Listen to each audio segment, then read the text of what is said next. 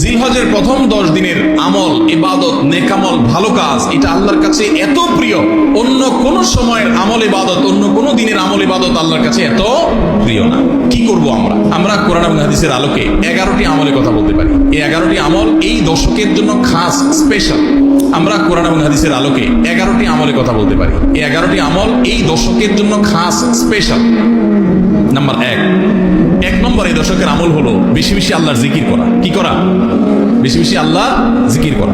এই জন্য এই দশকে আমল করলে আল্লাহর কাছে এত প্রিয় যে অন্য কোনো সময়ের আমল আল্লাহর কাছে এত প্রিয় না। এই জন্য এই দশকের দ্বিতীয় আমল হলো বেশি বেশি নেকামল করা। বেশি বেশি কি করা? নেকামল করা। 3 নম্বর এই দশকের করণীয় হলো সকল গুনাহ থেকে অন্য সময়ের চাইতে এই সময়টাতে বেঁচে থাকার জন্য বেশি সচেষ্ট থাকা। গুনাহ তো 12 মাসই আমরা করব না, কিন্তু এই দশক গুনাহ না করার ব্যাপারে চেষ্টাটা একটু বেশি থাকবে। 4 নম্বর আমল হলো যাদেরকে আল্লাহ তাআলা সামর্থ্য দিয়েছেন তারা হজ করবেন। এই দশক হজের আমলের মাস, আমলের দশক। এই দশকেই হজ হবে। অতএব যাদের তৌফিক দিয়েছেন আল্লাহ তাআলা তারা কি করবেন? হজ করবেন। এটা এই দশকের আমল। এটা হলো 4 নম্বর আমল। 5 নম্বর আমল হলো যাদেরকে আল্লাহ সামর্থ্য দিয়েছেন তারা এই দশকে কুরবানি করবেন। কারণ কুরবানি এমন একটা আমল, নবী করিম সাল্লাল্লাহু আলাইহি ওয়াসাল্লাম মদিনা হিজরত করেছেন, এরপর থেকে প্রতি বছরে তিনি কি করেছেন? কুরবানি করেছেন। আল্লাহ নির্দেশ করেছেন ফাসাল্লি লিরাব্বিকা ওয়ানহার, তুমি তোমার রবের নির্দেশ পালনার্থে নামাজ আদায় করো এবং কুরবানি করো। এই জন্য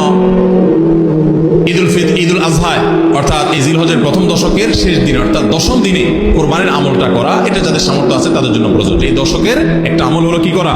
কোরবানি করা। আমল গেল 5টা।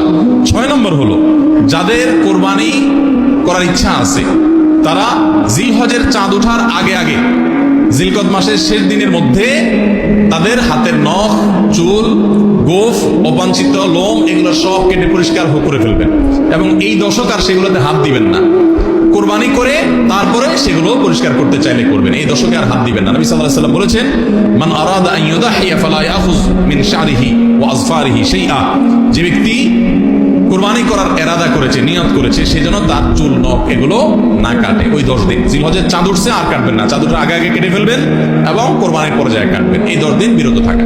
তবে অন্য আরো বিভিন্ন রেওয়ায়াত থেকে, বর্ণনা থেকে বোঝা যায় যে এই আমলটা শুধু যিনি কোরবানি করবেন তিনি নয়, যিনি কোরবানি করবেন না, কোরবানি করার সামর্থ্য নাই, তিনি এই আমল করতে পারেন, তাহলে আল্লাহ তাআলা তাকে কোরবানি করার সওয়াব দান করবেন।